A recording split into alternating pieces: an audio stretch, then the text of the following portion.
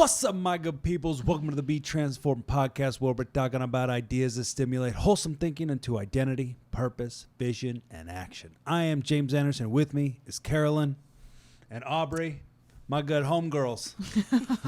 Homegirls. What's happening? Switched it up. We've taken over the guys. It's true. The women are taking over. I'm about to get replaced, yeah. I don't know about that one. Oh, man. What's happening? Anything? Life. It's all happening. Life is happening. Yeah. It's amazing. Stained a deck this week. Got our deck all stained, and Stained it up. that's Just put some excitement of our week. motor oil on it. And Yeah. some orange juice. that. Yeah. All kinds of different stains happening. I saw that a kid already colored on something. It'd probably wash off. That's just life. It's just life. So I tell you about Braxton coloring on my wall before I moved out of the apartment. With what? Like to a crayon. With a crayon? Like 2 weeks before we moved out. Whoops. He's like, Mommy, look what I did. And I'm like, oh, That's beautiful. my goodness. Magic eraser. Right? What's that? I left it, actually. They're going to paint over it anyway. I figure. It's true. That's true. I did not bother. That might be horrible of me. I'm sorry to my landlords. If you listen to this podcast, I am sorry. I apologize. Sorry, not sorry. Nice. Yeah, so tonight we thought we'd listen to a little bit of Aubrey's story. Aubrey's she's been with us since the origination of Be Transformed. She was one of the founding members, Yes. founding mothers. Founding yeah, one of the founders of BT. We did the BT class in the living room. Good times. Get together and read some Bible. Yeah. How long ago was it you ended up in BG? It'll be 2 years in September. It is September. Oh my gosh. Or September. It's been, you can officially say it's been 2 years. Sunday, just for your reference, was the beginning of September. That's hilarious. Yeah. I'm crying. That's amazing. 2 years. Bam. Yeah. Yeah, so go ahead and give us a little bit of that backstory there. So I came here from like 4 hours away. I was in a really abusive relationship, was addicted to drugs, probably for like 3 years before I came here. I was in a really place of hopelessness and just really wanted to die. Like I really just wanted God to take me out of this world. I had no hope. I thought I was going to be stuck in this abusive relationship and never have my kids back. I lost custody of them because of drugs. I lost my train of thought. All right. So I tried many times to get away from my ex, and it was always a failed attempt. Like I would go to my mom's or my grandma's, and he would always come after me and take me back and to where they were fed up with me. I even tried to go to Cleveland to my aunt's. I hitchhiked in my bare feet because he took my shoes because he thought that if we lived on a gravel road, so if he took my shoes, I wasn't going to walk like a mile down a gravel road. But I did, and I walked to a truck stop, and I sat there, and I hitchhiked to my aunt's house. But he came after me there, too. Unfortunately, my family and his family are, so they told him where I was. Jeez. So, Did they know it was a bad relationship? it was my cousin who's a drug addict, too. So, I mean, Oh, okay. yeah, they didn't care about it. No. Yeah. But drugs. Yeah. So then it was like 6 months after that, after the Cleveland incident, that I finally, I had someone who was willing to come get me and bring me to Bowling Green, which I had no idea where Bowling Green even was. Kentucky. I just knew I had to go somewhere that was far away and that nobody would know where I was. Yeah. So he brought me here. He put me up in a hotel for a week, and I was able to find a domestic violence shelter here in Bowling Green. And I got in there. It was a Saturday, and I knew I had to find a church. I wanted to go to a church because I knew that it was Jesus that saved me out of all that. Because during my abuse and my drug use, like, I had heard, like, some stuff on the internet about Jesus, about a Jesus who rescues and loves sinners and rescues sinners. I didn't know about that Jesus prior to that. Yeah. So coming here and getting freed from that, like, I wanted to find a church and learn more about Jesus. So I started going to H2O. I walked on campus to the H2O the next day. And I got there late. It was right at the end of the service because I was lost on campus. It was funny. But you made it. I did make it. I was late. But they talked about The Well was starting that night, and I had no idea what any of this stuff was. I'm like, just like, I want to do it. Yeah. Sign me up. So I did. I started The Well that night and met Tiffany as my discipleship partner.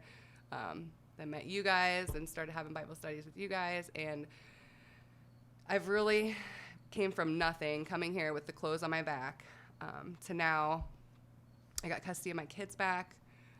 I got my nursing license back, and I'm working.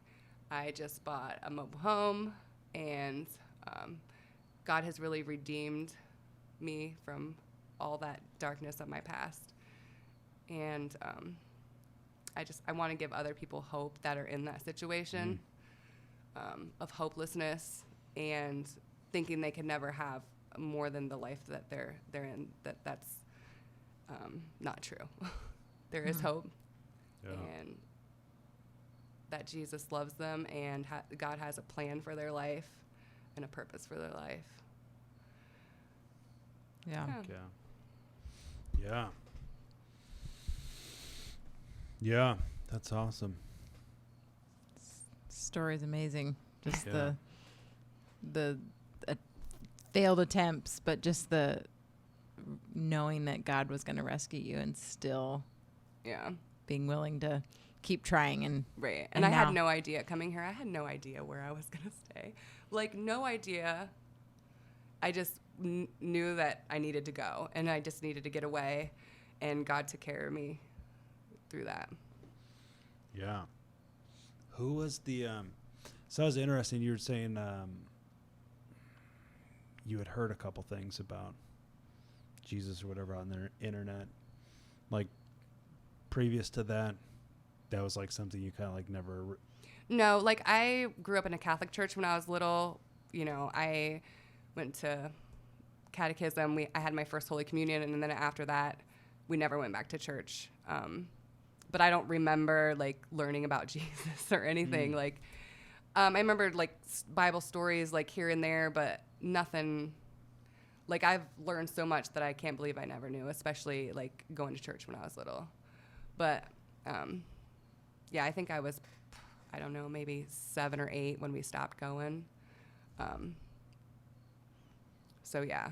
Other than I had not been to church up until coming here since then. Yeah. That's interesting. what was that like when you had some kind of background? You'd heard about God, or, you know, in the Catholic Church, you were learning stories in the Bible. But what was that like when you heard it a different way, like for the first time, basically? Like, I wanted to know more, I guess, made me hungry, I guess you could say. Like, that you could have a relationship with God, like, personal relationship. Like, because I guess before I thought God was just this faraway person that, you know, judges everybody. I guess. I don't know. Yeah. Yeah. Sure. I don't know. Yeah. So it was, I don't know, gave me hope. And then through the things that I've experienced, obviously, I don't know. Yeah. Yeah. That's interesting. was the stuff you found on the internet, was that guy that you went to? Clayton Jennings, yeah. Yes. Like the way he talked about Jesus was like, you could not be like intrigued. Yeah. Like, I want to know this guy. Yeah. That's awesome. Yeah. That's real cool. So you came across Clayton Jennings online, Mm-hmm. and then you also had kind of your own encounters with God. Yeah. So my brother actually died of a heroin overdose in 2015. So what, like 2 years before I came here, I think it was. And that was really hard. And he's my only like full brother. I have 2 other half brothers, but we have the same mommy and dad. We were 1.5 years apart. So losing him was hard. And after he died, I totally hated heroin and opiates. But I turned to a different alley, I guess. But I thought, well, this won't kill me. And I started using methamphetamines to just get me out of my darkness. It made me feel happy and gave me energy until, of course, you crash. But like in the moment, you're not thinking about the stuff that in your life. I had a hard time with losing my brother. But no, what was the original question you asked me? I forgot. Oh, you had experience. You'd had your own experiences with God. Oh. You heard about Clayton Jennings. Right. You heard him online, but then God was speaking to you. Right. Just So after a year after my brother died, me and my mom and my other brother went to visit his cemetery grave for the first time. And it was like a cloudy, stormy day. And driving back, like, we had a sunroof, and this hole in the clouds, like, punched through, and the sun was, like, shining on us. Like, I felt the warmth, and I, like, got out my camera, and I'm taking – my brother's yelling at me, like, oh, he's stupid for taking pictures of clouds as we're driving down the interstate. But I just felt this warmth and this presence.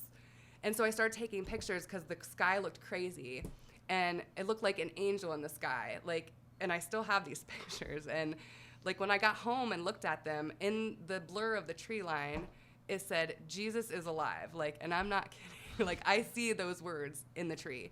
And that was another, like, oh my gosh, this is, like, Jesus is real. And I felt like he was trying to, like, tell me that. Like, just come to me, you know? Yeah. So that was one of my first, like, oh my gosh. And I felt crazy, to be honest. Like, I'm losing my mind. Yeah.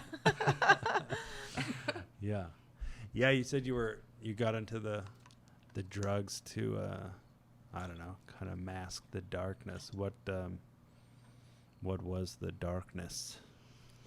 I guess just a lot of things from my childhood. Me and my older brother were abused.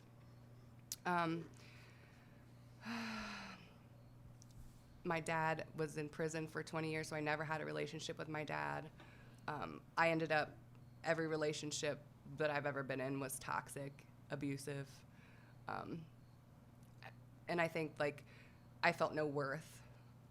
And, like, I deserved that kind of life, you know? Like, I didn't know there was better or that I deserved better. I don't know. Yeah. Yeah. Anxiety, depression, for various reasons. Sure. It's interesting how self-worth and lack of identity can lead you to feel like you don't deserve Right. something better. You know, Knowing even that God sees you as something better and that God does have a purpose for your life and he sees you as his child. Like, and it's funny that you can be so oblivious to that. But all of us, every single one of us, are God sees us that way. You know, we're children of his children. Yeah. Regardless of the circumstance we're Right. in, or Even if we don't see it. yeah. Yeah. Like, Yeah, it's interesting. Just like well, it's a malfunction to not know who you are and why you are. Like you said, like the fact that it was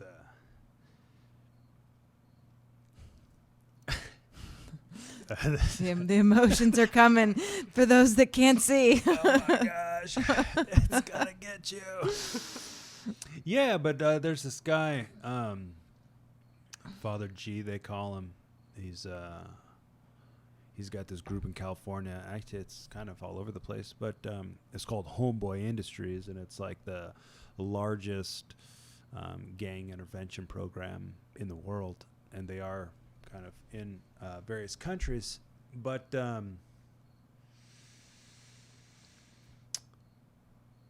yeah, you know, he's just talking about the concept of helping people see that they're exactly what God meant them to be.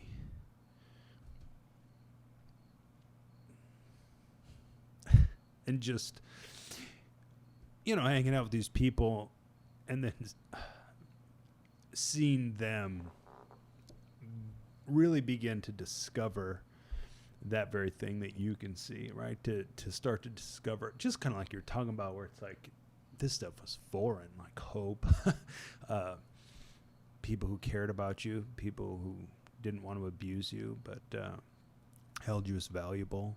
I mean, all these guys in this, all these people getting into gangs, you know, they talk about how nobody gets into a gang because it's appealing. Everybody's running from somebody. Everybody's running from something, and it's, you know, it's all about abuse and misuse and all this bull stuff. Bullpucky. But yeah, and I mean, the other thing they say is, you know, everybody's a lot more, you know, than the dumbest thing you've ever done. It tells a story about this one guy. He gets 2 days out of prison, and he's trying to find a job, and he comes into this guy's office. He's like, "Hey man, I can't find a job." And he's like, tattooed on this guy's forehead is "F the world," but like spelled out. And Greg's like, "Man, you know, I think if we really put our heads together on this, we might be able to figure out what the problem is." But yeah, hope, man. Yeah, identity is a real thing, and like the lack of it causes you to get a bit self-destructive, just due to the case that you're missing the essence of who you are and why you are. Yeah, that's amazing. Yeah, this whole thing kind of gets us into the our topic tonight, which is kind of like the great separation, which Jesus talks about, I think maybe in like Matthew 25, and he talks about when he returns and the angels with him and he sits on his throne. He says all the nations will be gathered in front of him, and the people be separated, you know, like a shepherd separates sheep from goats. And you know, and so the ones on the right, he'll say, you know, come into the inheritance that was prepared for you since before the foundations of the earth were laid. Because when I was sick,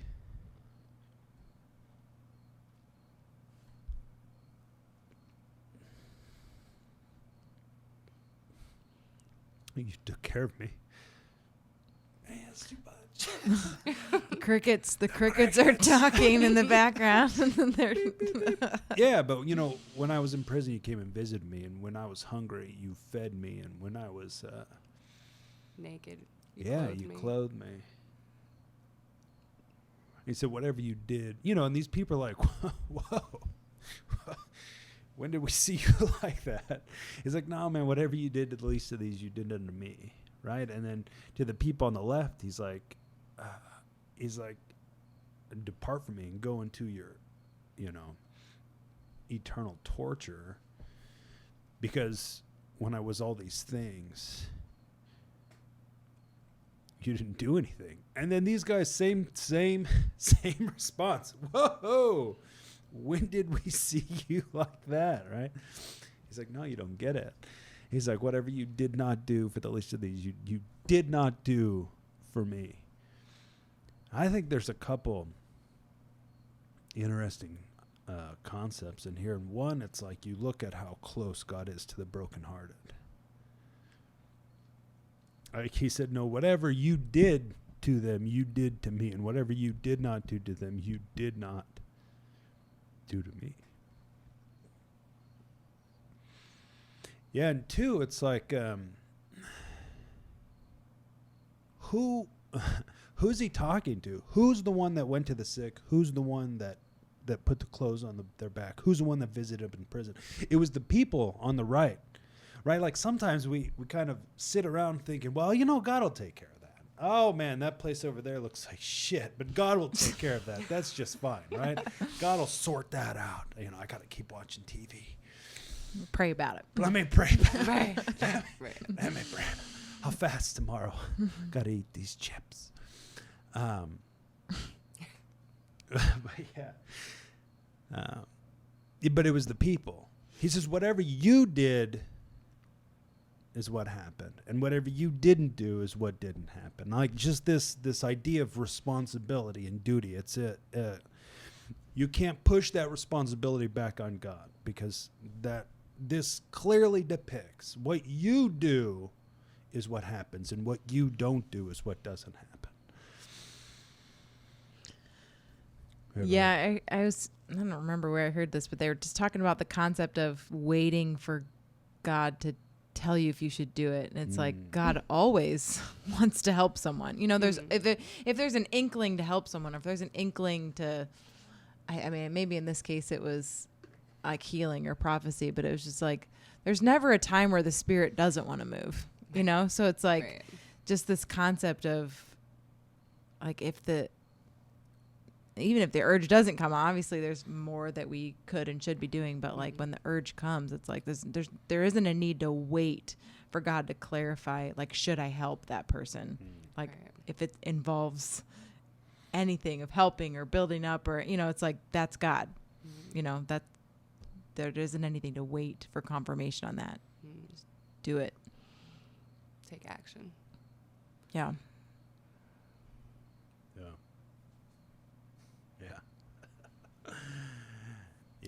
Yeah, I've heard people talk about it. It gets a little dicey. People are like, well, well, does God really want you to be the person that helps them, or is there somebody else that can help them? It's just like, well, freak, if I gotta hear like some deliberate word from God, like something so crystal. Oh, now you're just all up in confusion. You're in guilt. You're in shame. You're like, freak, was I supposed to? Am I not supposed to? And it's just like total mayhem. Go ahead. Like just a couple weekends ago, a girl that I knew that I had used drugs with, I happened to see a post of hers that she was in a halfway house and had no clothing, no toiletries, no anything. And so if anybody could send her anything, so, I messaged her, like, what size are you? What do you need? And I took that as a perfect opportunity to share what God had done in my life. And so I gathered up a bunch of clothes for her, toiletries, a devotional and a Bible, and was able to share my story, and it gave her hope. She said she cried, and she said, thank you so much. Your story gave me hope. And I feel like that put like passion inside me. Like, that's what I want to do. Like, I want to be able to get people out of the darkness that I've experienced. So, like, not that we go out and do these things because we feel like it earns like our salvation or anything, but we want to do it because of what's been done for us, kind of thing. Yeah. Yeah. And who better to share that than somebody who has lived it? It's not just this like, far off picture that doesn't seem possible. It's like, no, for real, that was me. Right. And now look at me. Right. Yeah. Yeah. Yeah, man. Restoration's a real thing. Yeah, I mean, Jesus said in like Luke 6, he was like, I will show you what it is like when somebody comes to me, hears my word, and put it into practice. He's like, I will show you what it is like. It's like this guy who's going to build a house. And before he builds a house, he digs in the ground until he hits rock. Then he lays his foundation on top of that rock. And then he builds his house on top of that foundation. And then when the storms come, that house stands firm. Right? But the person who hears my word but doesn't put it in practice also builds a house, but just sets it right on the ground. And the house is fine until the storm comes. And that thing comes into a giant heap of ruins. But it's like, who are the people who comes to Jesus, right? And I don't know, maybe the next chapter, chapter 7, Jesus is sitting down to eat. This Pharisee had invited him over for dinner, and then this woman comes in, and she's weeping, and she's, washing his feet with her tears and wiping it with her hair and putting perfume on it and kissing his feet. And the host, right, this Pharisee, he's like, shoot. He's talking about Jesus. He's like, man, if that guy was a prophet, he would know, like, he wouldn't let that lady touch him because he would know that she's like such a sinner. And so he said this to himself. And so, which is really funny, because then Jesus answers what he said. Because he said, well, if this guy's really a prophet, then he would know who's touching him. So he answers this guy who didn't say this out loud, and was like, he's like, hey, let me tell you something. The guy's like, okay, teacher, go. He's like, there was a guy who lent money to two people. 500 pieces of silver to one person, 50 pieces of silver to somebody else, and then neither of the people could pay back the debt. So the lender generously and kindly forgave the debts. He said, who is going to love that lender more? And the guy's like, well, I suppose the person who had the bigger debt. Yeah, and Jesus is just saying, he's like, yeah, this lady, right? He's like, I came in here, you didn't offer me water to wash my feet. It's like, you didn't give me oil to anoint my head. He's like, but this lady's washing my feet with her tears. She hasn't stopped putting perfume. He's like, you didn't kiss me when we came in, but she hasn't stopped kissing my feet. He's like, but I tell you, like, this woman, yeah, though her sins were many, have been totally forgiven.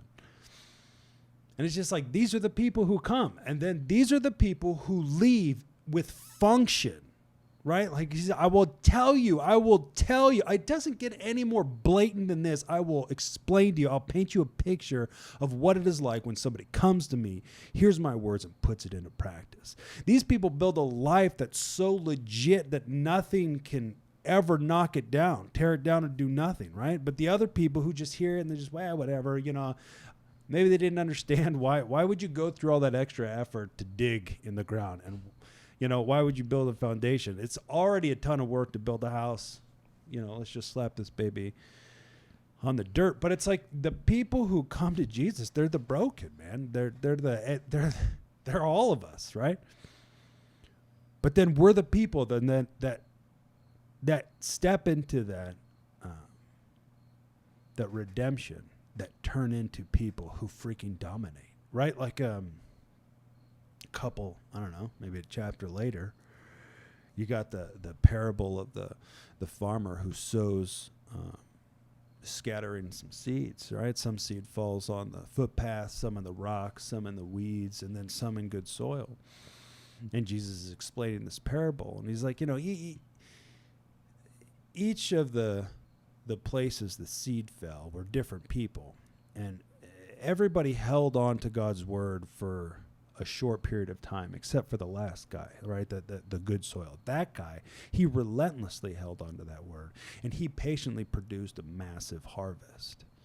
It's just like the people who come to God become the people who begin to live and function. It's just like there is no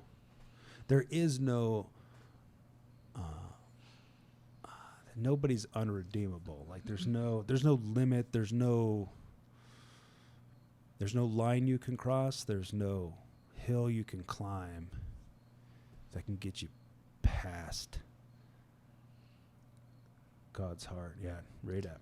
Yeah, I was reading in Psalms 107 and just that very thing. And the whole chapter is really good, but it's just talking about how, give thanks to the Lord for he is good. His love endures forever. Let the redeemed of the Lord tell their story. Those he redeemed from the hand of the foe, those he gathered from the lands, from east and west, from north and south.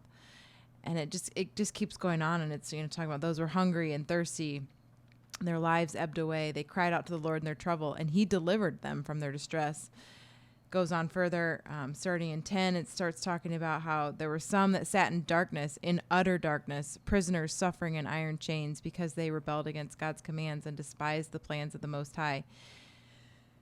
And then you keep going down. It says, they cried to the Lord in their trouble, and he saved them from their distress. He brought them out of darkness, the utter darkness, and broke away their chains. Let them give thanks to the Lord for his unfailing love and his wonderful deeds for mankind, for he breaks down gates of bronze and cuts through bars of iron. And just that picture of, being in utter darkness and crying out for help, and being like, as soon as they cried out, even in their rebellion, then once they came to realize that they needed God, and you should read that whole chapter. It goes on in different ways and just talks about the way that you can be apart from God, in the sense that they didn't know him. They hadn't, and then they called out for help, and he redeemed them. And just that, right, there's nobody that's unredeemable. There's no situation that's too big. There's no place so far away that you can't cry out to God and he won't redeem you. And even your story where you felt the call, it wasn't instant for you, right, but you were feeling the call, and when you actually got away, yes, and kept going, right, it wasn't just, you didn't just get away, right, from an abusive situation. It could have stopped there for you. Like, yeah, you had freedom in the sense that you were no longer being abused, right, but you sought out, yes, this I was God. Hungry for yeah. more. Yeah. Like, yeah, to know God. So. Yeah. Yeah. But yeah, I was thinking about, in addition to, this was, you're talking about the parable of the seed. It got me thinking to this concept of, you can't just like sprinkle on God. You can't just add him on top of like your life. That's the life without the foundation. That's the house without any, like, it's just, it's just, you just kind of put God there, slap a little bit here and there, and start my day with it, and then check it off. And I feel like I lived a part of my life like that, where I was a morning devotional, check it off, and then I just kind of go about my day. Where now I feel like when we talk about our days, and it's just like there isn't a where God stops and then we begin. It's like it's all connected. And just the concept that when you have that foundation and you are seeking after your purpose in life and what you have inside of you that you want to bring to people and you want to take out there to bring the hope, like you were talking about from your situation. It's just like that's God. You're living your purpose with God, right? And it's just all connected. There's no separation. There's no put it down over here. I did my morning devotional. It's like it's all intertwined. There's no separation, right? And that's and you feel whole. Like, I feel like there's all kind of things that temporarily make us think we feel whole, like relationships or drugs. Like, oh, we temporarily are happy or whatever, and it just leads to more brokenness. And the only thing that can make you completely whole is God. Like, all those temporary things just cause more brokenness. Sure. Yeah, well, it's just like, I don't know, to reference again the Homeboys. They're all just talking about how, grow up in abuse, I don't know, getting into gangs and this and that. But growing up, right, they were taught, hey, you don't tell anybody about anything that's going on, any of this bad stuff. You don't share this with anybody. And then you get into the gangs and they say, hey, you don't share any of your stuff with anybody, right? You just kind of push that stuff down. It's just like these things that kind of create that temporary quote unquote wholeness.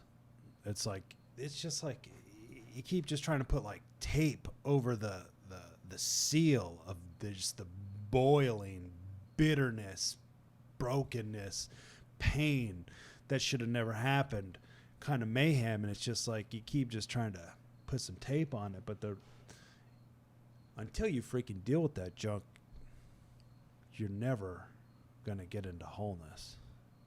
Right. It's like you can't. It seems like you could just run from it, but the problem is wherever you go, it goes, because it's inside of you.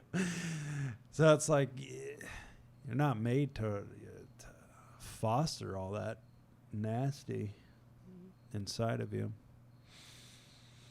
But yeah, man, that's where like forgiveness and healing comes from. You know, Jesus quoted Isaiah 61, which went to the tune of, "The Spirit of the Lord God is upon me to preach the good news to the poor, to bind up the brokenhearted, and to proclaim freedom for the captives, to release the prisoners and pull them out of darkness, to declare the year of the Lord's favor and the vengeance of God, to comfort all who mourn in Zion." Right, and it goes on a little bit further, and it says, and these people, right, these are the oaks of righteousness, a planting of the Lord to display his splendor. It's like these people who were once broken and then made whole. These guys, right? They're like oaks of righteousness. An oak tree is massively dense, super strong hardwood, right? So we're not talking about Pine. little freaking pathetic sissies, right?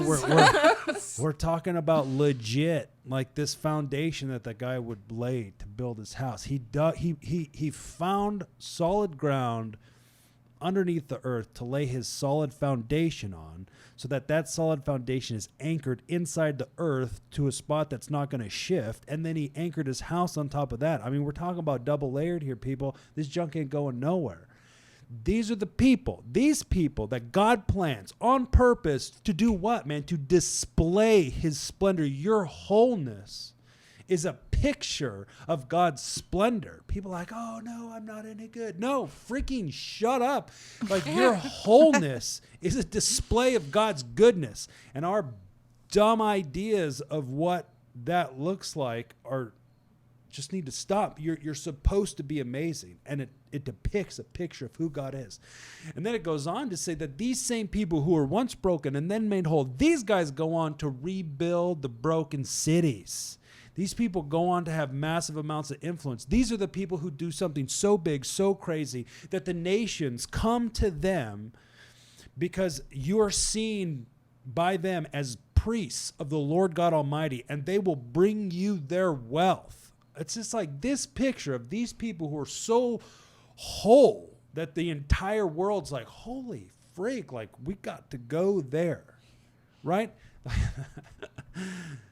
That's God's idea of redemption. Yeah, it's thinking about living in function versus malfunction, and just that concept of like when we are in wholeness, like you walk out that in function. Like we don't have to accept these partial realities of I'm just an anxious person. I just have this part of my personality. That's just how I was made. You know, I used to think that there were certain parts of me that's just like, I'm just wired like that. It's like, no, when we actually come into full function, like and just that picture of displaying like in wholeness who God is. It's like we are meant to be that. Like we're not meant to limp along with a crutch or a cane with these things that are, I mean, yes, we all have struggles, but that's not where we stay. And just this concept that like we're made to be in complete wholeness and showing others what that looks like. Like if we're all jacked up, it's the language. Yeah. It's like if we're stuck in a place of like not even getting free from our own struggles, it's like, that's not really appealing. And just that, and not to say that we can't be real and honest and like, you know, we don't have to look perfect. That doesn't, not that, but just this concept of like, we're all striving to continue to display like in wholeness who God is, and that we can break out of malfunction and live in function. Yeah, heck yeah. Yeah. And the process can be messy, but it's a process. Yeah, well, so a process, right? By definition, it's like there's like a certain amount of time that's got to take place for growth to incur, right? For you to reach whatever it is you're trying to reach. I mean, it's like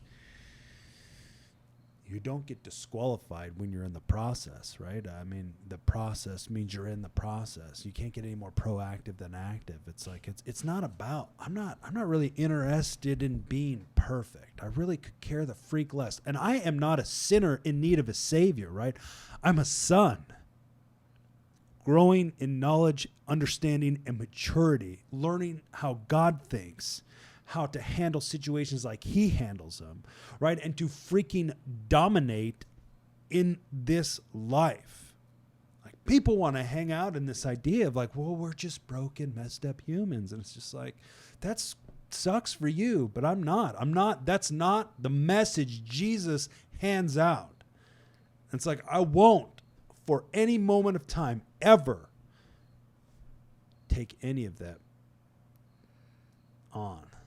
And I was just thinking about this, just these last few articles we've had out here, just kind of like the great contrast.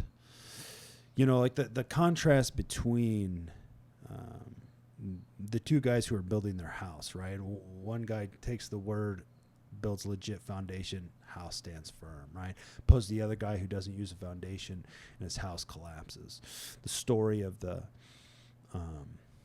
farmer who scatters seed and how only one person held onto that word, and that was the only person who produced a harvest. And when they produced it, it was massive, right? In another parable, it was like 30 to 60 to 100 times more than what was planted. And even this story about the lender, right, who lent 500 pieces of silver to one, 50 to the other. The contrast, right, that the person with a weightier debt had a greater gratitude and tenderness and compassion and relationship with the lender because it was so much more weighty and real and life-altering. And I was just kind of thinking like this great contrast between like somebody who actually takes God's word, right, gets into knowledge and understanding of righteousness, of wholeness, of restoration, of reconciliation, right? This person, right, who taps into identity, begins to see the potential that they have, discover the duties and responsibilities they hold, and then they take massive levels of action to accomplish them, right? These are the people who produce massive harvests, fruit that proves that they're really of God. Well, on the contrast side, you get the people who never really kind of tap into righteousness and just kind of never really ever believe that they have worth or value. And these people kind of always just kind of chase after God's approval. They chase after this thing they already have as if they didn't have it. And they're just kind of spending all their time chasing after this thing that they kind of don't really have too much of an impact. And it's the great contrast between like the truth of who Jesus is, the truth of why God created the world, the truth of restoration and wholeness that brings you back into who you are meant to be. And then learning to thrive in that, develop that, grow in that, go in the process, but in sonship, right? As children, not as slaves, not as servants, and not as broken, right? People who are whole, right? I mean, Jesus said he came to bind up the brokenhearted. I'm just telling you, this guy's got skills. So, I mean, it's pretty insulting to assume that you're still broken. When this guy came to reconcile you, right? Reconciliation is based on the premise that before you're born again, your relationship is not what it once used to be, meaning there was a used to be. You used to be in right standing. You used to have identity. You used to have purpose. You used to have, these responsibilities and duties, and that reconciliation brought you back into it. And I'm just saying, like, he's got some skills, right? He gets you back into that right position pretty good. Restoration looks like function, and function looks like benefits. Function looks like things work. It's the proper use. It's the reason behind why something was created, how to use it how it's created to use, and then bam, you withstand the storms. You produce a harvest that's freaking massive. You've got this tenderness towards God that's freaking legit. Why? Because that's function. We belong to a God who created all things on freaking purpose. It wasn't on accident. It wasn't on a whim. I'm telling you, man, he's a God of function. And we display who it is that made us. So I say, man, with our lives, let us prove that we follow a God of function. In Jesus' name. My good peoples. Until next time. Peace.